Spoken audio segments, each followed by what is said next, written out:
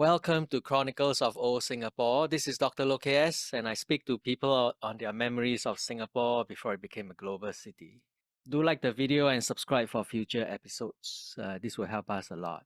Very happy to have a guest with us who's from my generation. I don't get to speak to people of my generation a lot, but I think sometimes it's worth reminding that heritage is something that connects all people of all generations, including those of us born after 1965, after independence.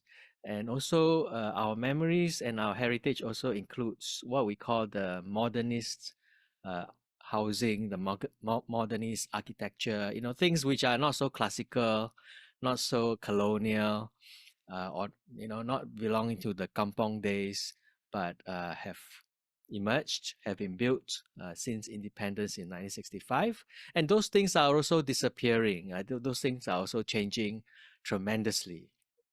And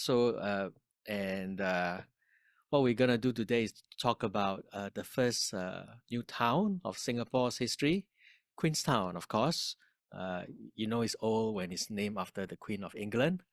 And very happy to have with us to share her memories of Queenstown and a particular area in Queenstown. Yan Ching. Yan Ching, morning. How are you? Hi. Hey, hi, Dr. Loh. Good morning.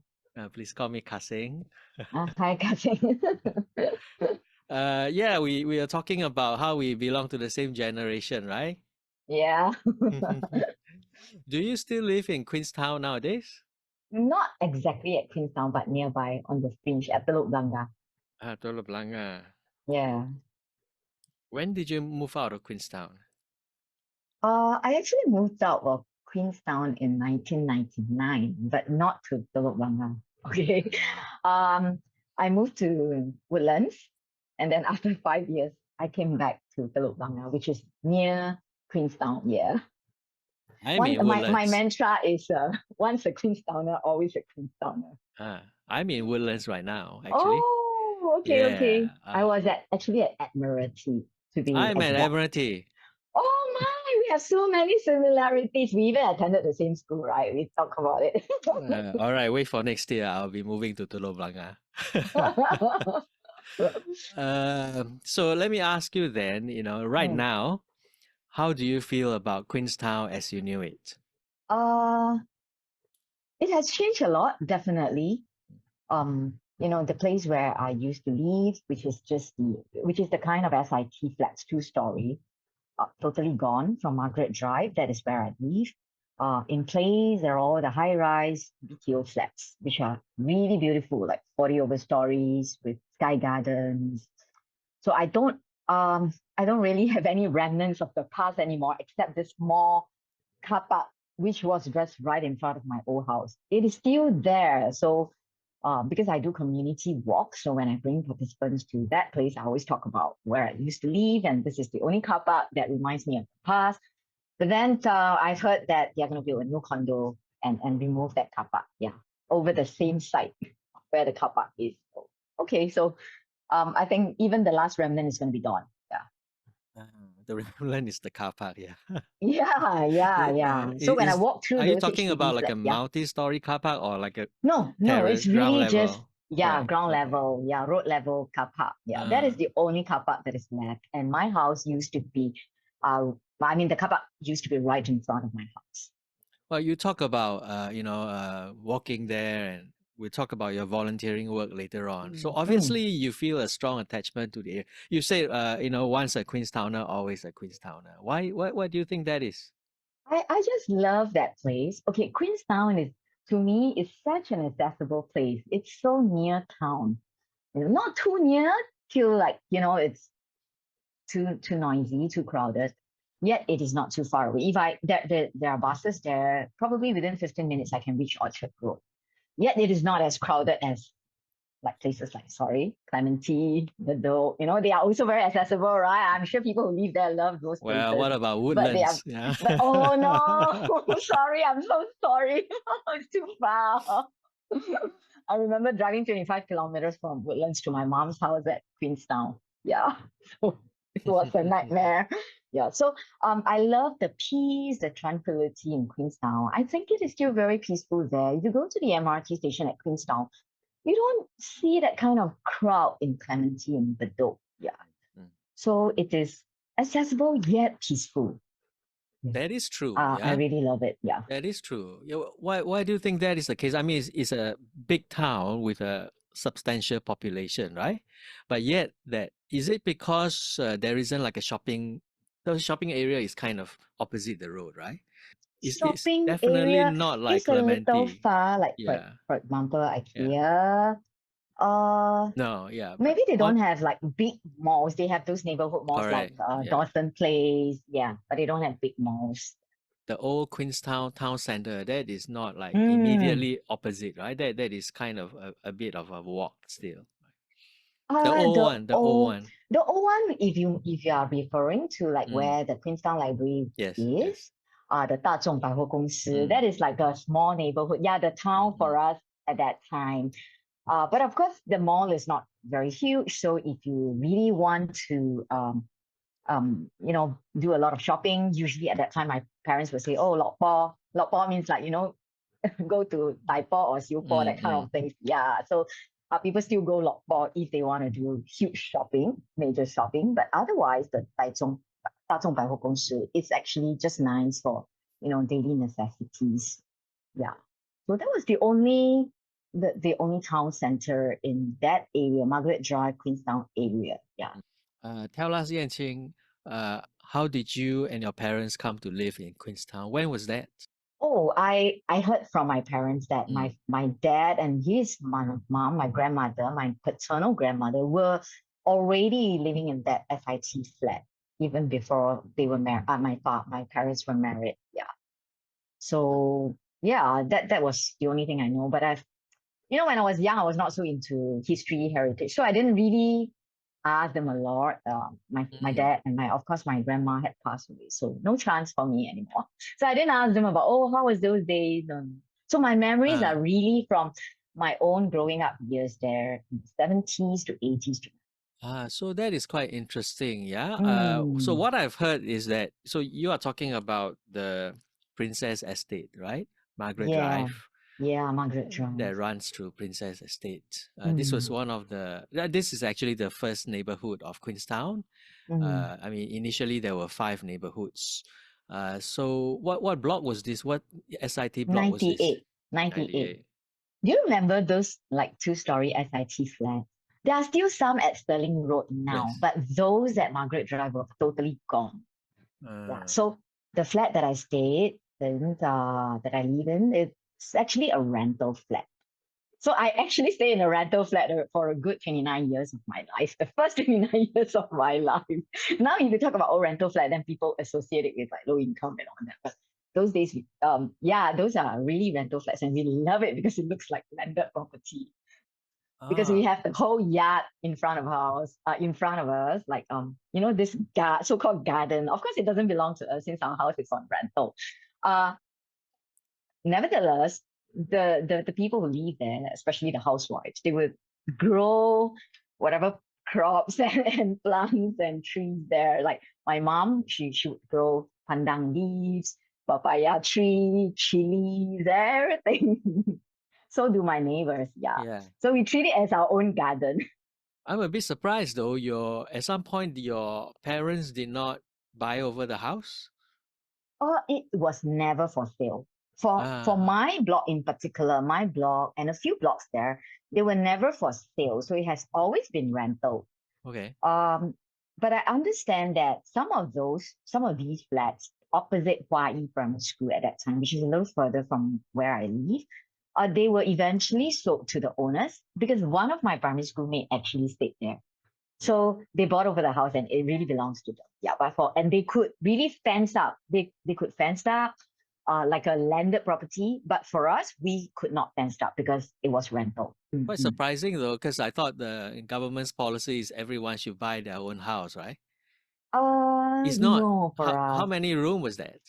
2 rooms, two Two bedrooms. You want to take rooms. a look? I have photos, but I'm not sure Yes. whether it will show properly. Here, let me just show you where I used to stay. Uh, Okay. Can you see this?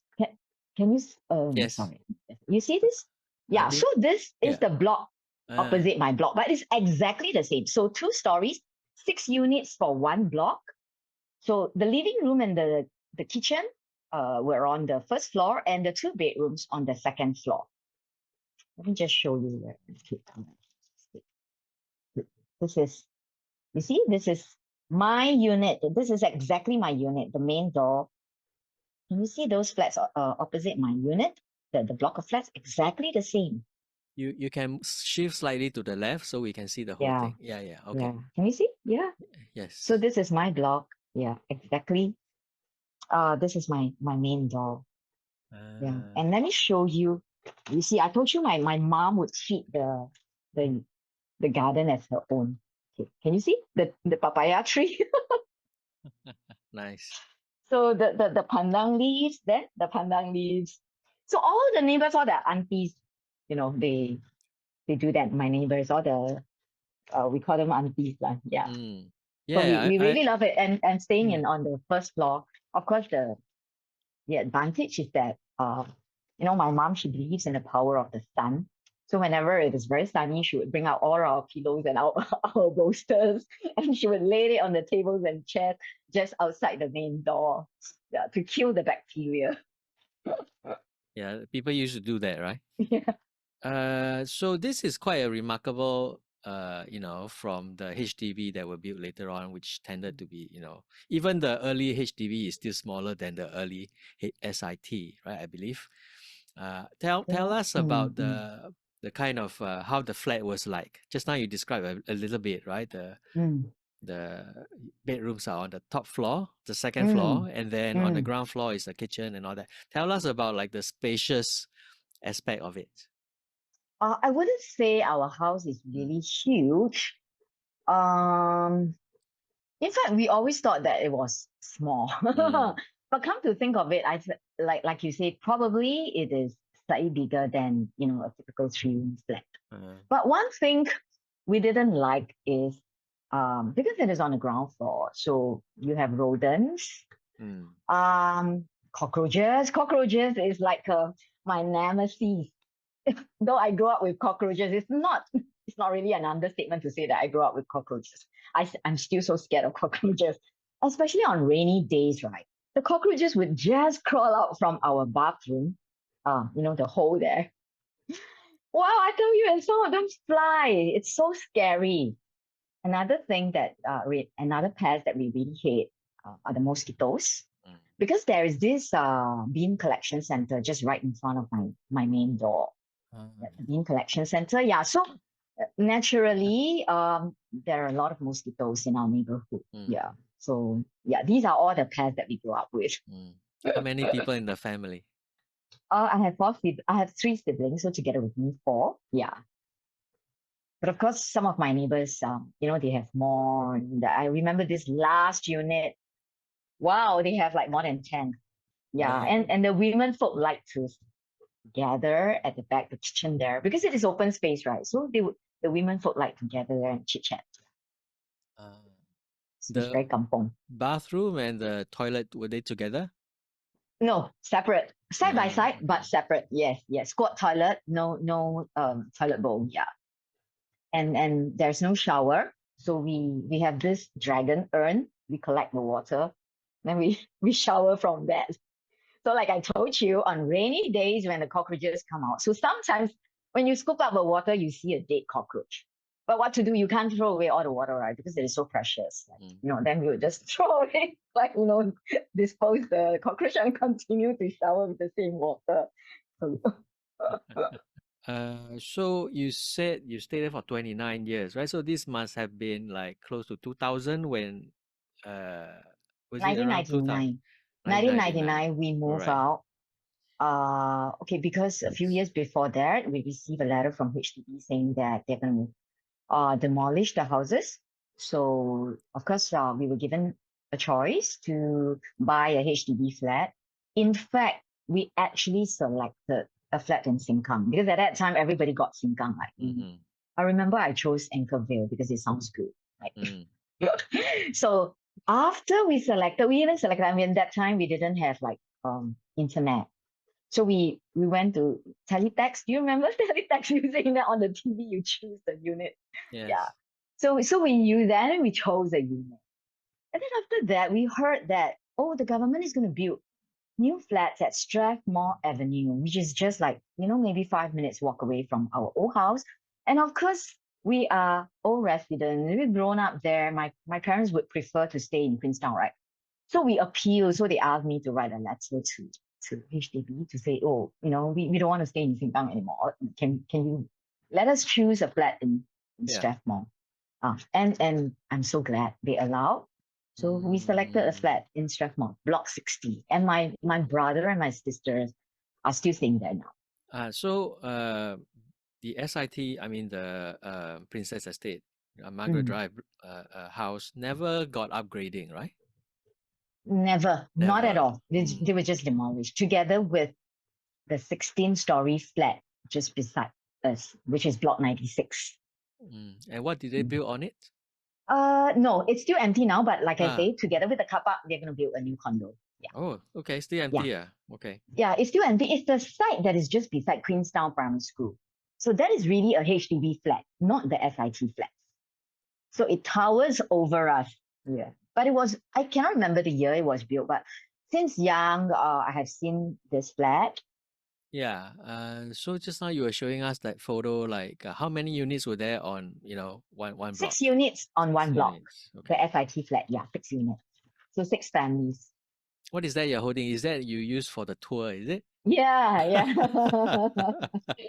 I will show these photos Yes, to the participants. Yeah. I mean, a lot of the criticism, right, of the early HDB is that there's no community, there's no neighborliness. People just shut their doors compared to the kampongs and all that. Tell us about the relationship with the neighbors. Okay, of course, my flat is not really my house is not really the kind of HDB flat. It was built during SIT, right? So a lot of neighborliness, like at Tuchuo, the women folk love to gather at the kitchen to chit chat. And because the way we sun our clothes, right? It's not the kind of bamboo stick you stick it outside like a flat. We had those stands where we put our bamboo sticks on it. So when it rained and my mom is not at home, my neighbor would actually help us to keep the bamboo sticks with clothes hanging there into our backyard. So they would help you to keep your clothes to prevent them from getting wet. So this is the kind of neighborliness. Yeah.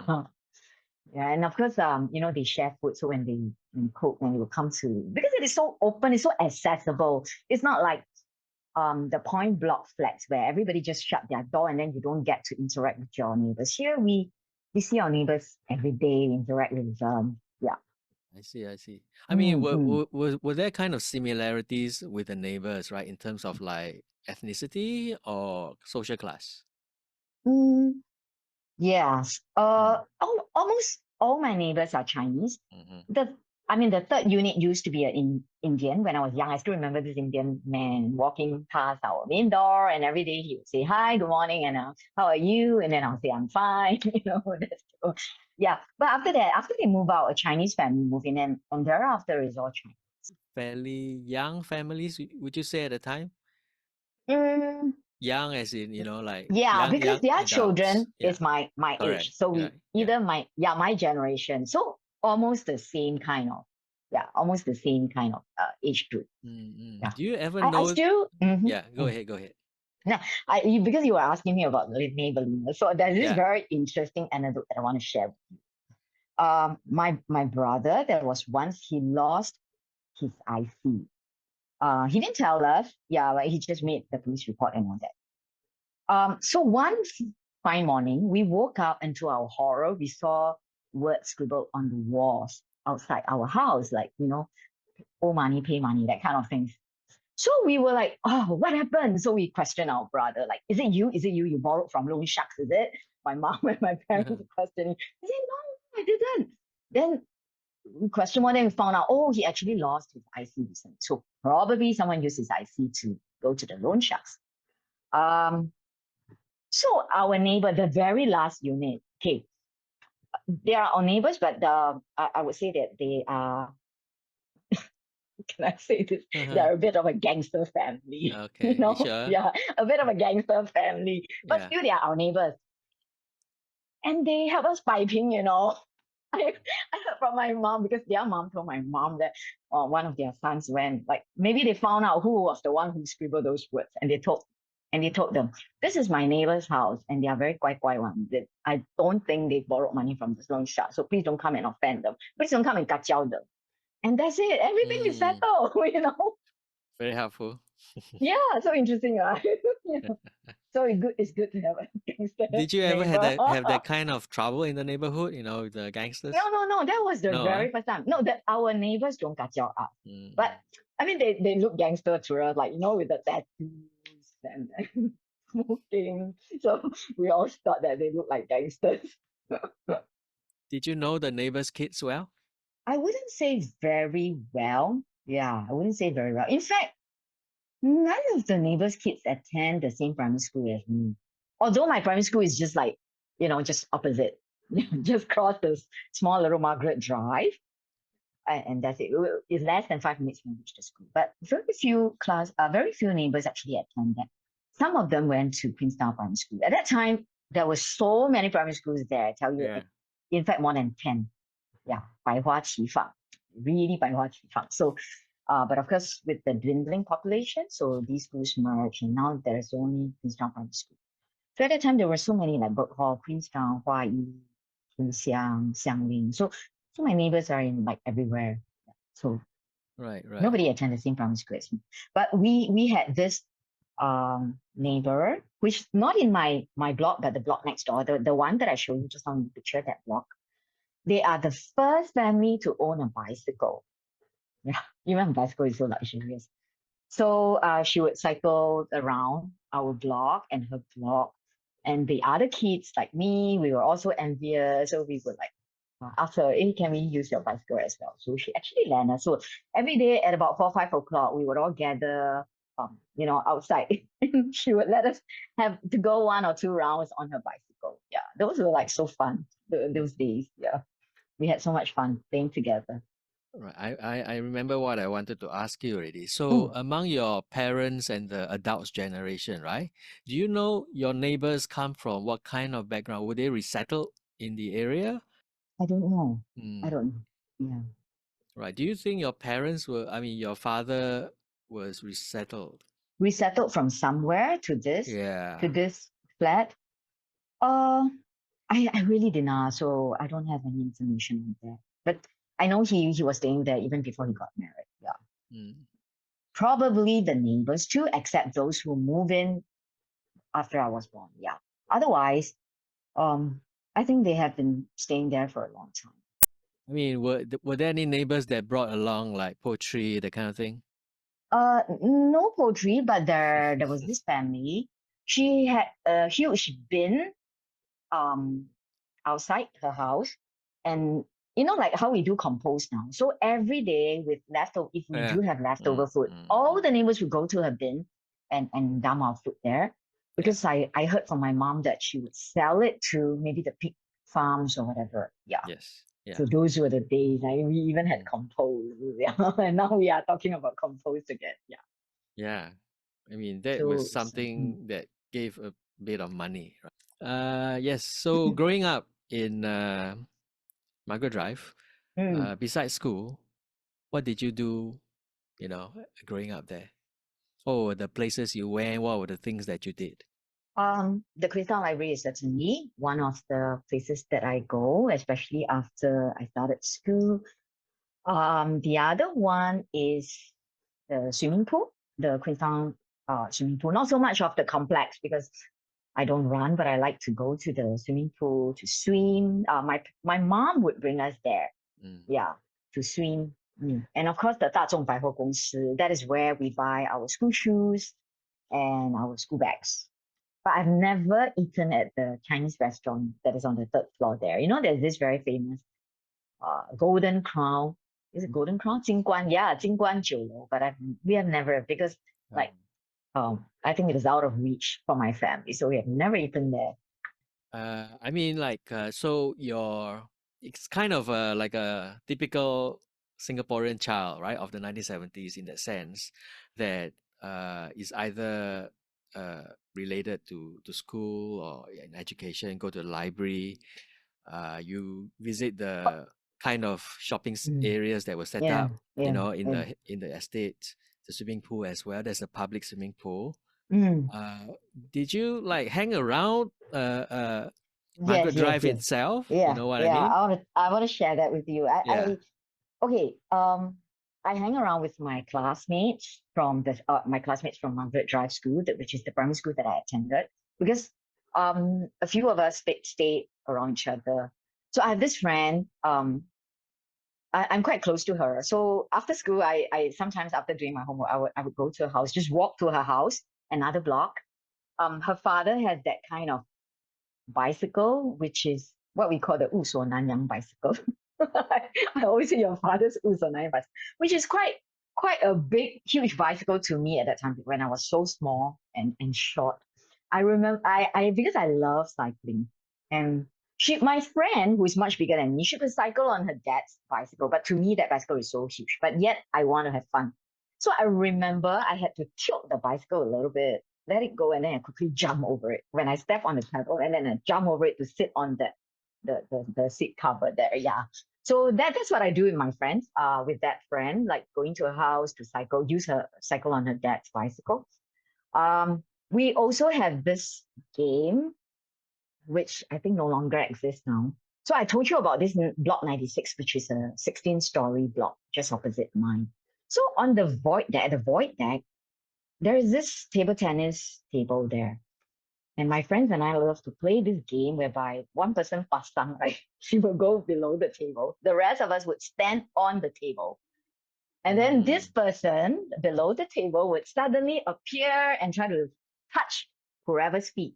And then the person who has been touched will pasang again and then go down. And she will be her turn to go down and do the catching. Yeah. So I remember it was so hysterical because we thought it was so fun. We were all like running around the table, wondering where she would appear, the person below would appear. So it's such a simple game, right? You don't have to pay a single cent, but we had so much fun. So this is one game that we played.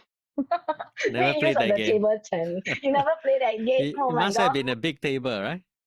No, the usual table tennis Oh, table. table It's tennis meant table. it's meant for Okay. people to play table tennis. You know, nowadays you don't find table tennis table at the void deck, but last time there were. Yeah, Yes. Yeah. yeah. So instead of playing table tennis, we just make use of the table to play this game. I don't know what this game is called, but yeah. So other games we play, of course, the normal catching. So at the void deck, yeah. So one person like again, try to catch the rest. So you have a base, you run to the base, then you are safe. Then sometimes because catching is like two legs, so sometimes we call it one leg. So one leg means you can only catch people by hopping on Mm. one leg. Did you not play this game before? In school, but not Yeah, outside. yeah, yeah, yeah, yeah. Because I think the reason why I'm playing so much outside is because of the kind of house that I live in. Mm. Because it is on the first floor. It's not like a flat. So usually when you stay on a flat, high rise, your parents will say, "Oh, don't go downstairs." It's like very far away. But for us, you just open the door and it's outside. So I just open the door and just walk like less than 5 minutes. I'm at the void deck. So to me, my parents didn't really control us, so we just play. The only thing they don't allow us to play is at the car park because it is dangerous, right? With cars Uh, coming in. uh. Yeah, but other than that, we are fine to play at you know, safe places like the void deck. Yeah. And these were your schoolmates that you're playing with? Yeah, my classmates, yeah, in primary Mm, school. mm. Sometimes with my neighbors as well, yeah. The school is Queenstown Primary, right? And then No, my, secondary. my school is Ah. Margaret Drive School, which is Oh, Margaret now Drive School. defunct. Yeah, Okay. yeah, yeah. No more. But if you want to take a look at the picture I have, Sure, sure. it's the very typical old school, just one block, one slab. It's just opposite my house. And, um, Mm. um, Yeah. let me just. Can you Correct. see it? Yeah. Yes. Yeah, Margaret Drive School. So it's just one block only. It's that small. Yeah. And this is my school photo, my class photo. Oh, 1981. Yeah. Okay. So we just like stand in front of our block and took a photo. What is that? The Yeah. pinafore is in blue? Yeah, it's like a Raffles Girls' School kind of uniform. Exactly the same. Yes. Yeah. Yeah. And the guys is it white completely? No, white shirt and blue shorts. Okay, okay. Yeah. So Margaret Drive School. Subsequently, we went to the same school, right? You were my senior in River Yeah. Valley, right? Why did you choose River Valley? Okay, at that time, the government wanted to promote bilingualism. If you remember, Mr. Lee Kuan Yew, a founding prime minister, so he was big on bilingualism, and he selected 9 secondary schools. They are basically Chinese schools to be SEP schools, special existing plan schools, um, to allow the students from those schools to pursue English and Chinese as a first language. At that time, we don't call higher Chinese; we say Chinese as a first language. And only like the top 10% of PSLE students could get offered a place in SEP schools. So okay, fortunately I did well enough. I actually didn't choose this school. I chose another school. Oh. But because subsequently when the results were out, I was given a choice to select one of the SEP schools. So my mom, she said, okay, we better follow Mr. Lee Kuan Yew's direction. If he say bilingualism is very important, then it is important. So I think you should choose a SEP school. That's what she told me. Yeah. So and out of the 9 SEP schools, River Valley is the one that is nearest to my house. There's a direct bus there. The rest are too far. Yes. So that's how but no regrets. I really love the school, and I think my mom's decision is really good. Yeah, because I think going to a Chinese school, my primary school in Margaret Drive School is an English school. So going to a Chinese school is a totally different environment. And most of my classmates or schoolmates, they actually came from Chinese primary school as well. And I didn't even know that Chinese primary schools exist at that time because I went to an English primary school, right? So I in Sec 1, Sec 2, in fact, for the first 3 years, I really struggled in Chinese because my classmates were really good. They studied so-called Chinese as a first language, even in primary school. So their Chinese were really good. Yeah, so I had to work very, very hard to be a little bit on par with them. Yeah. But like I say, no regrets because going to a Chinese school, I think River Valley really built a very strong, they emphasize a lot on character building. Yeah. So I had a very good 4 years in that school. Yeah. So it wasn't because like your mother tongue was Mandarin all the way through. Was that the case? Oh, at home I speak Cantonese. Yeah. Okay. So strangely, my parents speak Cantonese to me and my elder brother. But when it came to my younger sister, my 2 younger sisters, the government was promoting 讲华语, the 讲华语运动. So they switched to Chinese Mandarin with my younger sister. So it still happened now. Like when I speak to my brother, it is in Cantonese, but when I speak to my younger sisters, in Mandarin. Yeah. I see. Well, I never enjoyed RV because I was in the express stream. Oh, but it doesn't matter, right? It is still the same, right? We all have the same. Yeah, I remember in RV there were so many programs like Teachers Day, Youth Day, whatever. They always have a lot of programs like 歌艺观摩会, so many performances. Yeah, it's so enjoyable. I really enjoy. Do you remember this Chinese teacher He Bingbiao? Yeah, He passed definitely. away recently. I attended the RV alumni gathering just last year. Yeah, so I heard of that. Yeah. Correct. I think he passed away last year. I actually saw him just a few weeks before he passed away. It's quite shocking. Oh, okay. Yeah, I met some old even Yan Ching xiaozhang. I met her during the gathering. Was this last year? Last year, yes, there was a gathering. Okay. How was she? How is she? She was still able to connect with us, engage us. Yeah. Of course, she's much older than Yes. Yeah. what I remember of her. She's a little bit more frail, but otherwise, she's good. Like 精神状况 quite good. Yeah. In terms of Queenstown, right? Let's go back to Queenstown. You were telling me the other day about the hawkers, the hawker center. Yes. Not just hawker center. I want to tell you about real hawkers, the itinerant hawkers. Yes. That's what I remember about Margaret Drive, the place where I stay. Okay, there was a time when there were itinerant hawkers who peddle their food on either their bicycle or their scooter. And my most memorable is this char siu bao man and the Cheong man. So almost every night they would come. I really admire them for their creativity. They're engineers, so engineers, they will repurpose their vehicle. Like the char siu bao man, he used his bicycle and there's this steamer behind. So I really don't know how he cycled, with like hot steam behind him or what. So when he would come at night, they would only come at night. So at night, they would park their bicycle or the scooter at the car park where I mentioned. And then this char siu bao man, they don't use loudspeaker. They just use their diaphragm. And he would like shout, char siu bao, oh my guy, So I remember there were those times we were watching TVB Cantonese dramas at home. So everybody is glued to the screen, the TV. They were showing Wang Zhongren, Man in the Net by Zhao Yunfa. So everybody's glued to the screen. But when it's commercial time, we would just go and buy our supper from this char siu bao man or the Cheong man. So this Cheong man, he would come in a scooter.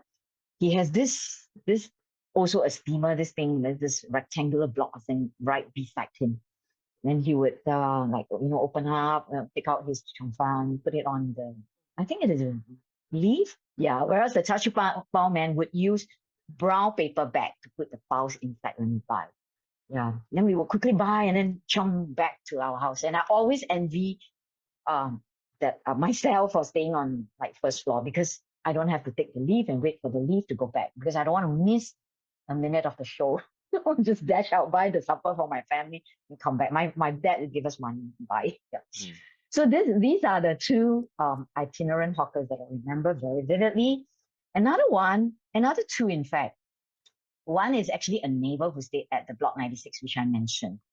So he would sell bread. I think he ordered bread to his house and then he would slice them. After that, he would put them into plastic bag and put in a carton. Then he would go door to door to sell, not just in his own flat door to door, but he would come to the opposite blocks and come to our doorstep, to ask whether we want. So you just buy I still remember 50 cents for a loaf of bread. Yeah. Those soft, traditional bread, not the gardenia kind of bread. Yeah, he would slice it himself. So talk about grab food, door to door delivery, Yeah. Then another woman she would sell Lo Mai Qi. Lo Mai Qi is the glutinous rice with some white powder on it. So she would come with her rattan basket with the Lo Mai Qi there, with the cloth covering the Lo Mai Qi. And then she would also come door to door to sell. Yeah, love all these hawkers. Yeah, those are the days when hawkers would come to us, right? And we don't get food poisoning, We didn't get food poisoning. we ate and we were all right. I should ask you actually about the school, right? Because our generation is the one that perhaps were under more scrutiny to study hard because our parents were now knowing that there's now economic development in Singapore and there were good jobs, was going to school and studying. What was the experience like? Okay, I would say you are right because that generation, I must say that come to think of it, our system was really quite harsh because I remember at the tender age of 9 when you were just primary 3, everybody had to go through this streaming exam, Yeah. If you do well, you go to the normal stream. If you don't do well, you go to the extended stream. You spend 7 years in primary school. If you did really badly, you go to monolingual stream where you don't even study you study just very basic level languages and math. Yeah. And for these people, they might not even get a chance to proceed to secondary school. If you are in monolingual, after primary school, you go straight to VITB, which is the predecessor of ITE, the Vocational Institute Training Board, I think, VITB. The uniform was brown, you remember? Yeah, so you learn woodwork, carpentry, and things like that. So, of course, our parents would think that, going to VITB is no good. At that time, they had this mentality, so they wouldn't want their students to go there. Yeah. So, I think it is really very harsh, especially for boys who they may not mature so early. So, at primary 3, 9 years old, they were still playful. Then you get stream to extended or monolingual. It's very, very poor thing to me. Yeah. Yeah. Then after that, primary six, of course, there was a PSL. Yeah. Mm. Then we had yeah, special stream, express stream. Yes. Do we have normal stream at that time? I don't remember. I don't remember. Do we have normal stream? Normal Yeah. stream from about 79. So yes, it will Yeah. be there. Yeah. Okay. Yeah. So, but I think now there's no more streaming in primary three. So Yeah. a little better. Mm. Mm. So then you really can't make too much mistakes. Even if you go to a normal stream in primary three, in primary four, like my classmate, but because she didn't do well in primary five, she still ended up in an extended stream. Yeah, an extended stream, which means that she had to spend additional years in primary school. So I remember in primary school, I saw some schoolmates who were in primary seven or primary eight, and they were like so huge, so tall, so big size, and yeah, I'm still wearing that shorts. So I remember those things. Did you enjoy studying? Was it stressful? Okay, studying was quite okay for me. Yeah, so yeah, thankfully. We've been talking about this a bit in the news recently, right? The shadow industry. Did you have a lot of tuition? Tuition. Okay. Interestingly, because my father drives a cab at that time, so Ah, he was with Comfort. So Comfort had this kind of benefits for the drivers. So they will organize some tuition for their drivers' children. Yeah, not the one-to-one kind. It's more like a classroom setting, and then we will all go for evening tuition. Yeah. So the tuition was held in. I had that in primary five. My father just enrolled me. The okay. tuition was in Mei Chin Secondary School or Mei Chin Primary School. Which is Yeah. nearby, right? Yeah, nearby. Yeah. Not exactly very near. It's like Stirling Road, Mei Chin Road. Ah, Yeah. So we walked there. I was that think we for walked for a all good. the subjects? I remember there was math Yeah. and science. Is it science? Yeah, probably just these two subjects.